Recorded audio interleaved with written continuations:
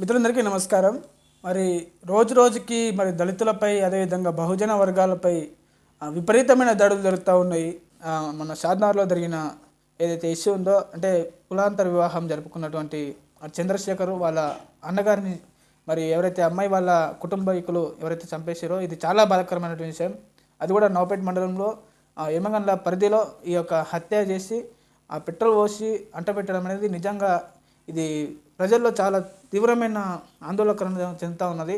ఎందుకంటే ఏఐ వస్తున్న సందర్భంలో, ప్రపంచ దేశాలు అభివృద్ధి చెందుతున్న సందర్భంలో మన దేశంలో ఇంకా కులాంతర హత్యలు జరుగుతూ ఉన్నాయంటే మనం ఏ పరిస్థితిలో ఉన్నదో ఒకసారి అర్థం చేసుకోండి.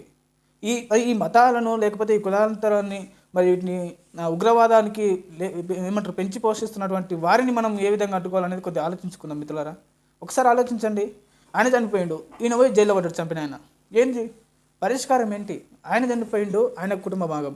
ఈయన చంపేసి ఈయన జైల్లో పోయి పడ్డాడు, ఆయన కుటుంబ భాగం. ఎవరికి లాభం జరిగింది? అంటే మనము క్షణిక ఆవేశంతో మనము ఆలోచించకుండా వారిని నా కుటుంబ పరువు పోయిందనే ఉద్దేశంతో అంతా ఇది ఉంటే దయచేసి మీరు ఒకసారి ఆలోచించుకొని మాట్లాడేది ఉండ్రి. ఏదేమైనా సరే నువ్వు చేసుకున్నావు, నువ్వే కూడుస్తావు అని అనుకున్నావు, లేకపోతే ఏదో రకంగా మీరు దాన్ని ఆ పెద్ద మనుషుల పరంగా కూర్చొని మాట్లాడితే అయిపోతుండే. కానీ ఈరోజు చనిపోవడం వల్ల ఏంటి ఉపయోగం? దేశం మొత్తం, ప్రపంచం మొత్తము, ఇతర ప్రపంచాలు మొత్తము టెక్నాలజీ మీద ఎట్లా ఏమంటారు, ఒక 50 ఏళ్ళ ముందే ఒక జపాన్ కానీ లేకపోతే చైనా కానీ ఎక్స్ట్రా 50 ఏళ్ళ టెక్నాలజీని ఇప్పుడే చూపించుకుంటా ఉన్నారు కదా. మన దేశంలో ఇట్లాంటి పరిస్థితి లేదెందుకు? బండి సంజయ్ గారు అంటే మీరు అంటే నేను పార్టీలన్నీ ఇక్కడ వ్యతిరేకించట్లేదు, మీరు దయచేసి గమనించండి. హిందూ అంటే బీజేపీ, బీజేపీ అంతే హిందూ అంటున్నారు కదా. ఈరోజు అక్కడ ఇద్దరు హిందువులే చంపేసుకున్నారు. ఒక కులాంతర వివాహం జరుపుకున్నారు అని చెప్పి ఎస్సీ అబ్బాయిని చంపేసి దీని మీద ఎందుకు మాట్లాడతలేడు? ఎందుకు ఈ బీజేపీ లేకపోతే అగ్రవర్ణ పార్టీలు ఎందుకు స్పందించడం లేదు దీని విషయంలో? దయచేసి కులాంతర వివాహాలు అంబేద్కర్ గారు దీనికి సపోర్ట్ చేసిండు. ఈ చట్టం ఉన్నది, ఎవరైనా ఇష్టపడి పెళ్లి చేసుకోవచ్చు మేజర్ అయితే. దయచేసి మీరు తెలుసుకోండి. నేను దయచేసి పోలీస్ వ్యవస్థ కూడా నేను తెలియజేస్తున్నది ఏంటంటే, మీరు గ్రామాలలోకి వెళ్ళి నాట్ ఓన్లీ ఈ కేసు కాదు, మిగతా అన్ని రకాల కొట్లాటలు కానీ లేకపోతే పలానా కేసులు ఏ విధంగా అవుతాయి, మీరు ఎట్లా ఉంటే ఎట్లా కేసులు అవుతాయి, మీరు కొద్దిగా పరిష్కారం చేసుకునే ప్రయత్నం చేయండి. వీటి మీద కొద్దిగా అవగాహన చేయండి దయచేసి.